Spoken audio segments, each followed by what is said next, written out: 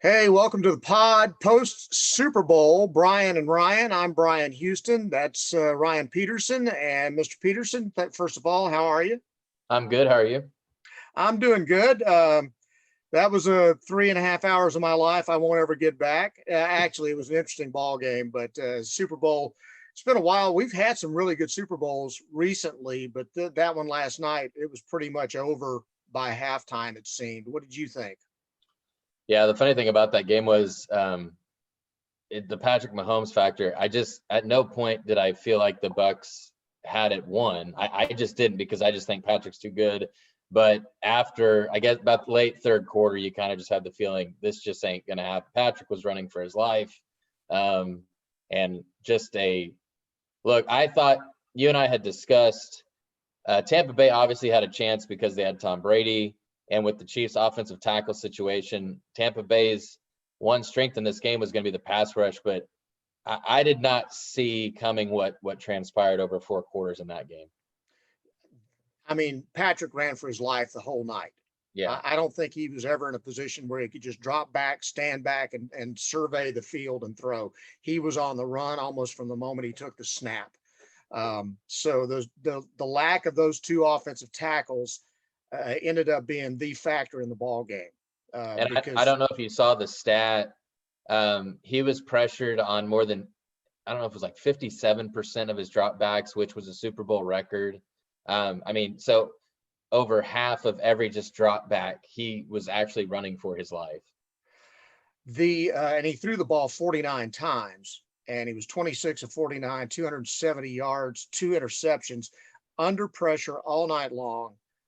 But I'm like you know, I've watched him do it enough times that, and even in the playoffs, in his history in the playoffs, a 3 touchdown deficit doesn't seem to bother him at all. No. But in this particular case, um, I thought that their game plan was not good. I thought the game plan that Tampa Bay had was exactly the way to go about winning the ball game, and that was they ran the football. Right. They ran the football and they stopped. Well, the Chiefs didn't try to run. It started looking like old Andy Reid, where Yeah. they just didn't even try to run the football. And I thought that, and Tony Romo made a great point in the game when he was talking about what the Chiefs needed to do was basically what Tampa Bay was doing. They were running the football. They were throwing screen passes. They were doing things to negate the rush.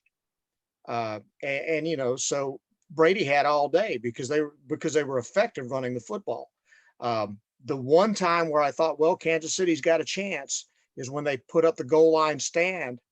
When Tampa Bay had it 4th and 1 on the 1 yard line, and were not able to punch it in. I went, whoa, okay, this might be interesting. But from that point on, Tampa just dominated. I mean, their defense was spectacular. Yeah. And, you know, I feel like, look, Andy Reid's a great coach.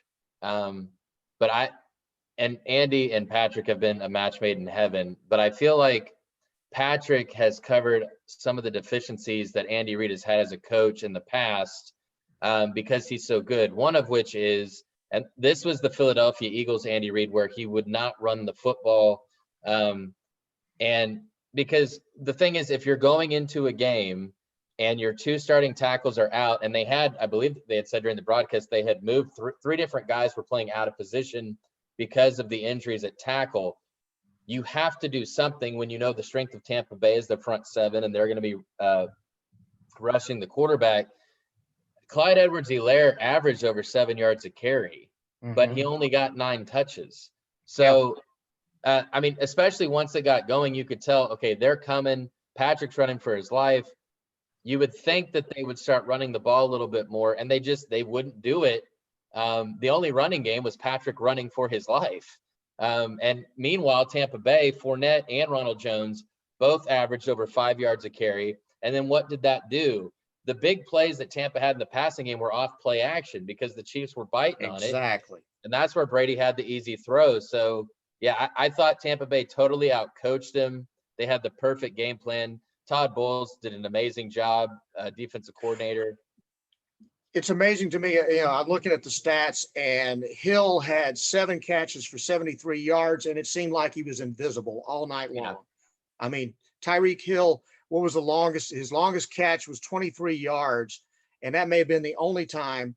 And that's one thing that you noticed about Kansas City yesterday. I think they had maybe 3 explosive plays of over 20 yards in the entire ball game.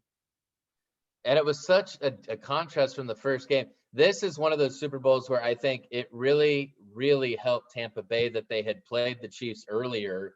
Because if you remember, the Chiefs lit them up in the first quarter. Tyreek Hill had over 200 yards in the first quarter when they met on Thanksgiving. And I feel like the Bucs learned from that. And, we saw throughout the game, Tony Romo was pointing it out. They were doubling Kelsey and Hill and basically saying anyone else they're going to have to beat us. And but great adjustment. And it was just amazing though that the Chiefs just never, I don't know, we always seem to think, and we've seen in years past they'll get down big. They were down to the Texans 24-0 and they still won by 20. Tampa Bay, what impressed me was they did it for 4 quarters. And the other thing too, if you look back, Brian, the 2 games that they played this year, the Chiefs scored 17 points in the first quarter of the first meeting. In the last 7 quarters against the Tampa defense, they allowed a total of 19 points in 7 quarters against the Chiefs offense. I mean, this is a Chiefs offense under Patrick Mahomes that's never been stopped. And they held them to 19 points over 7 quarters. That's amazing coaching. And you've got to give credit to the defense because they earned it. Hey, listen, anytime you hold the Chiefs with Patrick Mahomes without a touchdown, that's all you need. That's all you need to know. I told my wife last night, if you had given me a prop bet that the Chiefs wouldn't score a touchdown, I would have put my house on it. Would anyone have believed that the Chiefs would not score 1 touchdown? That to me was the most crazy stat of the game. Did you see that Mattress Mac made a bet of $3.56 million on Tampa getting 3.5 points? He's going to make an additional, I think, after it's all said and done, I think he's making more than $2.5 million on the bet. Wow. It's just like, holy cow. I will say, I was, the people that were saying that Tampa Bay was going to win the ball game, it seemed like the majority of them were saying that they were going to win the ball game strictly because of the presence of Tom Brady. Okay. And that's the thing that I didn't buy into, because Tom Brady is Tom Brady. There's no doubt about it. But what I did not anticipate, I thought Tampa Bay's defense would be really, really good, but really, really good has never stopped Mahomes. Right. These guys were off the charts great last night. And I've been telling you for 3 weeks how great Devin White is. Devin White is a freaking beast, And I actually think Devin White, I think he probably should have been given the MVP.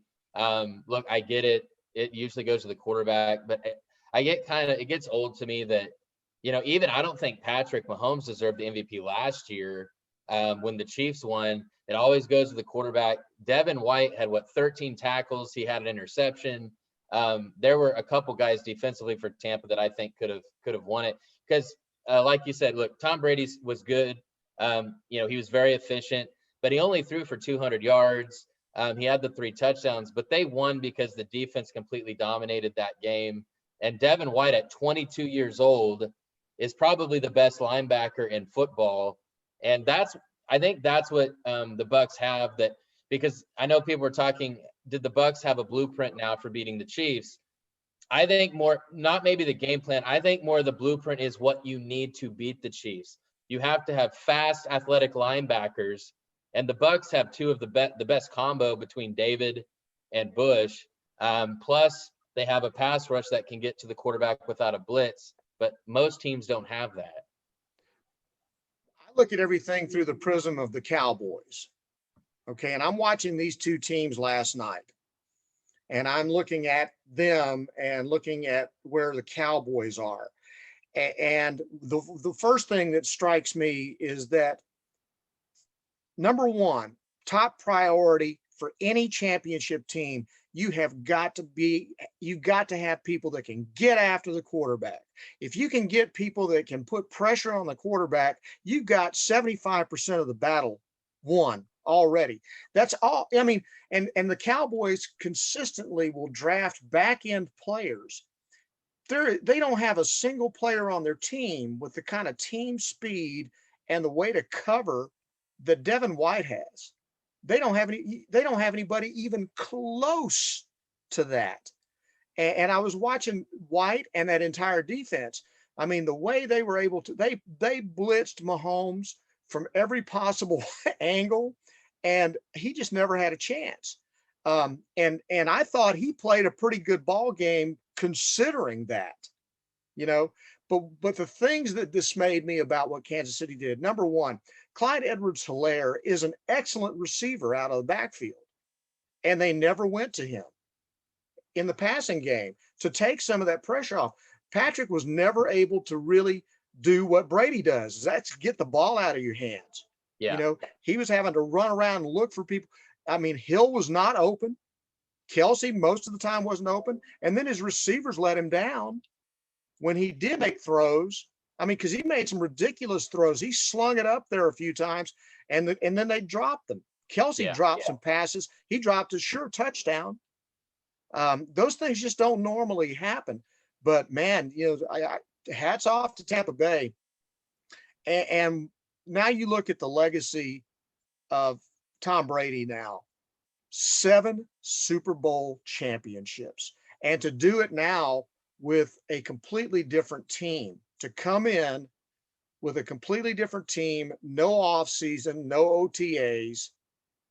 He did set up a bunch of illegal workouts that got him in trouble.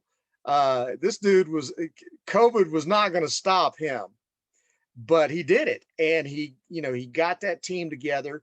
They went out and got some pieces for him, like Fournette, who suddenly looks like the Fournette that we expected to see coming out of LSU. He looked, I mean, he was averaging over almost 6 yards a carry last night. Yeah. You know, their running game was outstanding. Their weapons.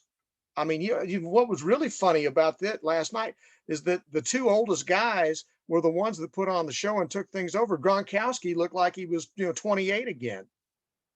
And that's what was crazy. You know, the Buccaneers have like these 3 really number 1 caliber receivers in Mike Evans and Antonio Brown and Godwin. But the reality is Brady beat them he had a couple big good passes on play action, but it was tight ends and running backs. That's what beat the Chiefs. They just played a smart, and Tony Romo said it a few times, it's a very boring, simplistic, but it worked, and it was smart, and it kept the Chiefs off balance because what did they want to do? They said they wanted to pressure Brady, but Brady really never had that much. They got to him a couple times, but they were smart. They ran the ball, short, quick passes, and it was just a great game plan. And Tom Brady, look, I know there had been a debate for a long time because I hate comparing quarterbacks from different eras because it's a different time. So I always hate to say this guy's the GOAT. After what he did with Tampa, like I don't think anyone can make the argument anymore. New England had 12 wins last year. He leaves, they fall to 7 wins. He goes to Tampa Bay, who outside of 1 Super Bowl season has always been bad, and he takes over a 7-win team. And then, Brian, think about who they went through. They beat Breeze in New Orleans. They beat Rodgers in Lambeau. And then they beat the best quarterback in Patrick Mahomes. Like, that's amazing. I mean, they had to play 3 playoff games, all on the road to get to the Super Bowl. Then they play at home, which is a non-factor because nobody can afford the tickets anyway. No. So you're not going to have a home crowd. Right. It was just it was phenomenal to watch. And the thing about it, Ryan, is when you talk about Andy Reid, is that Bruce Arians can be pretty hard-headed. He likes to throw bombs. He wants to take shots downfield. And the longest pass play they had last night was a 31-yarder to Evans. Mm-hmm. Everything else, it was pretty, he had 201 yards passing. I mean, it was not like they were throwing it all over the field. He was efficient. He got the ball out of his hands. He used his tight end. I felt like I was watching the Patriots last night Yeah. when And I they had, wonder how the Patriots felt. Um, you but know, I will say, I do think that Mahomes, excuse me, I do think Brady, it was in his best interest to leave because if Brady had been back with that Patriots team, they would not have beaten the Chiefs. oh He didn't no, have the weapons. So you could argue it was best for obviously I guess it wasn't best for the Patriots. It was best for Brady to make the move at this stage in his life, give him some weapons he hadn't had in several years. And it worked out, a great defense to complement him. And the funny thing, Brian, is with as old as he is, I think we all kind of felt like this would be a one-off. Tampa Bay is going to have most of the pieces. Brady's coming back. Arian says he's coming back. Gronk's coming back. They could do this again. We could have the same Super Bowl matchup next year. listen, other than Brady and Gronk, that's a young team. Yeah. I mean, they really are a young team. The only Those thing you can linebackers are all young. I mean, Devin do, is 22 years old. he's He should be in he's college. 2 years in the pros, and he's Yeah. already the best linebacker in pro football right now. So yeah, they could absolutely be back next year, especially in a division where Breeze is going to retire, and so the Saints are going to take a step back.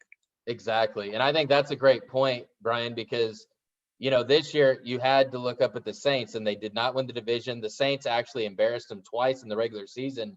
But now Breeze is going to be gone. I mean, he hasn't officially retired, but after what they did with his contract, it's all he's supposed to retire here soon.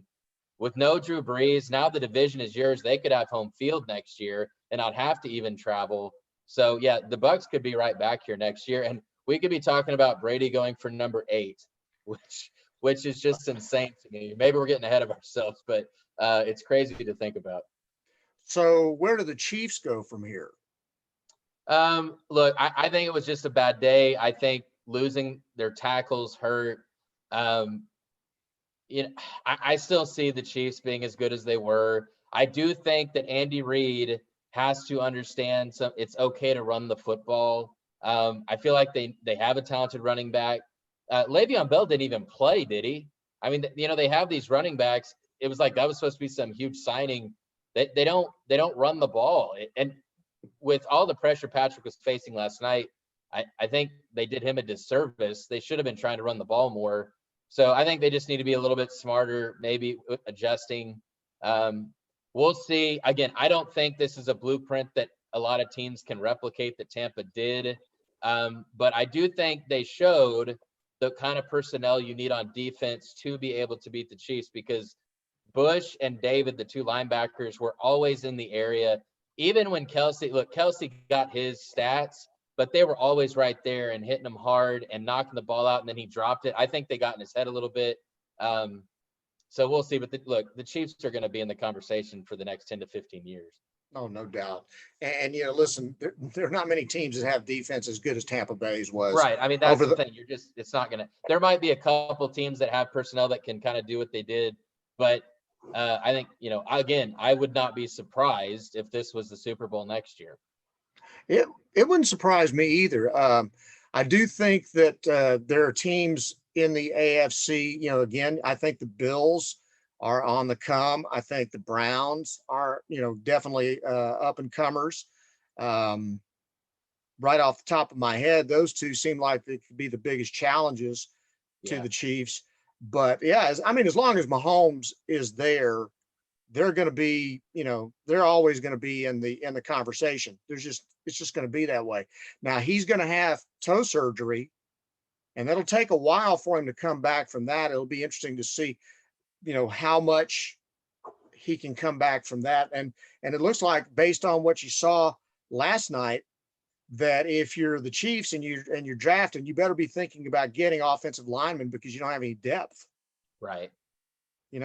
So it was not the greatest Super Bowl we've ever seen by any stretch, but it's just, you talked about not liking to compare quarterbacks from different eras. Tom Brady's played in like 3 eras now. Yeah.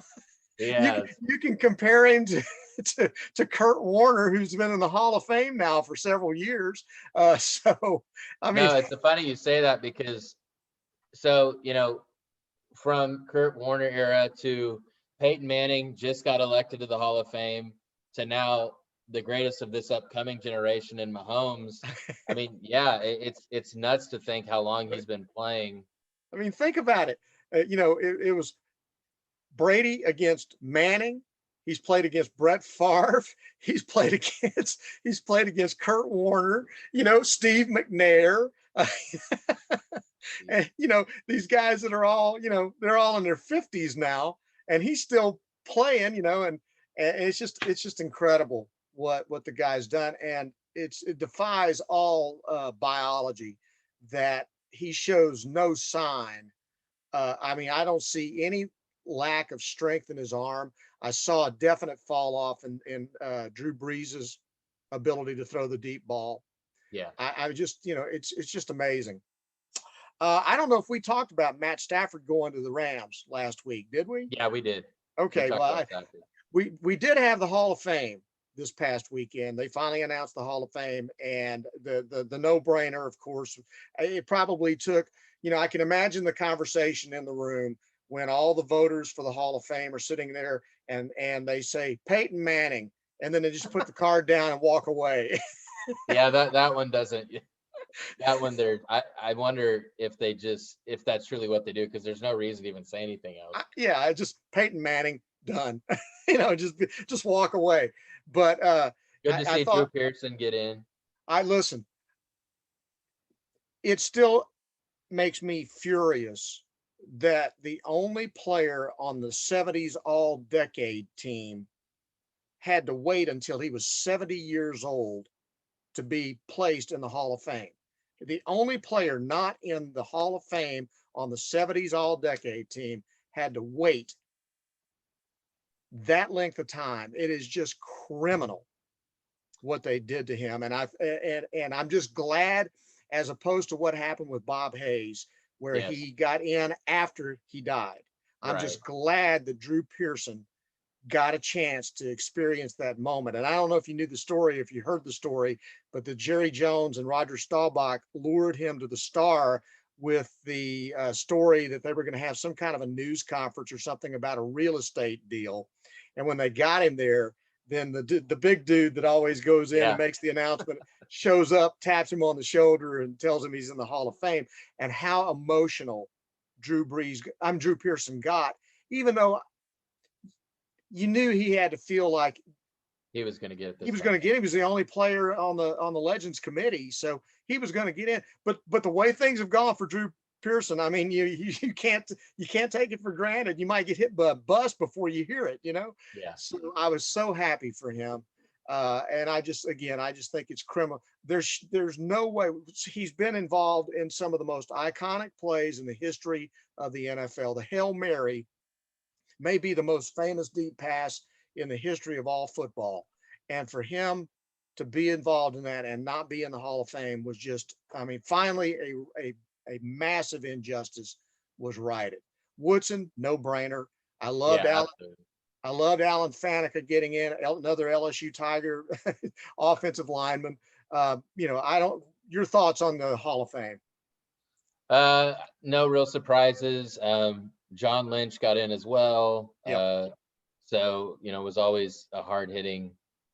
I don't think John Lynch could have played in this era because he would have been suspended. The next guy on the list for me is Darren Woodson. And Yeah. Darren Woodson was already starting to get fined every time he hit somebody. Yeah. He would have been the same kind of player. He could not play today.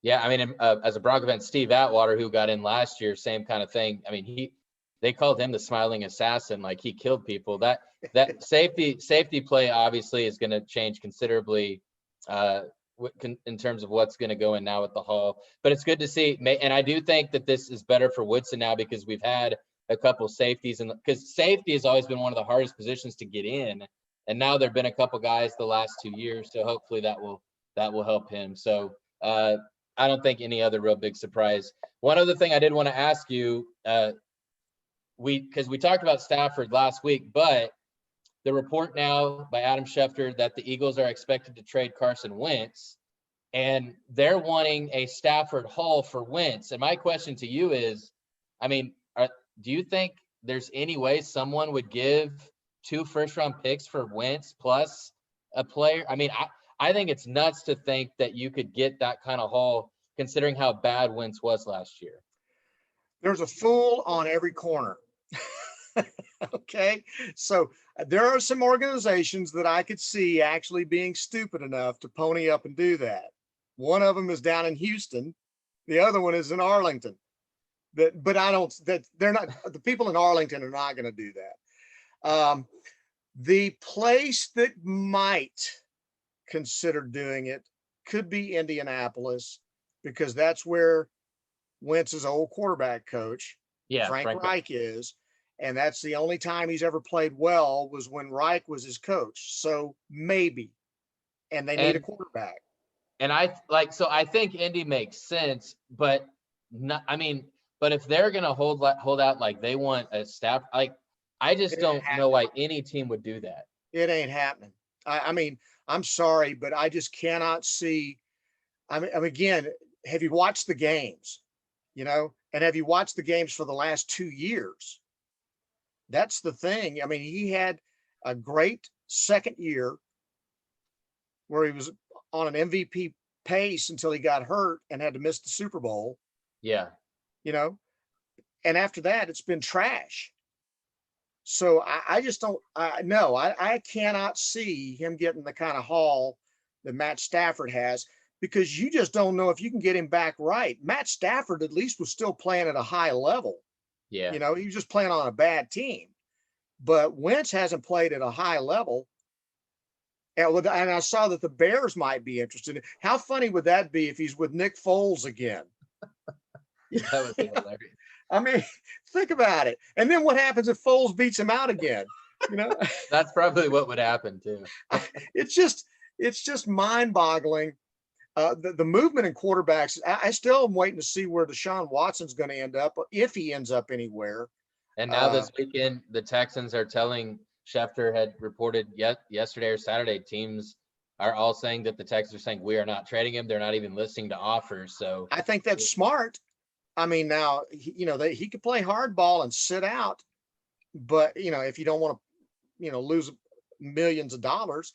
Yeah. But I just, he's out there. I mean, I got to believe, though, that if somebody picks up the phone and makes, a crazy offer like what Los Angeles got, made for Stafford, they got to listen to it, because they need more than just a quarterback. I mean, they were losers with him.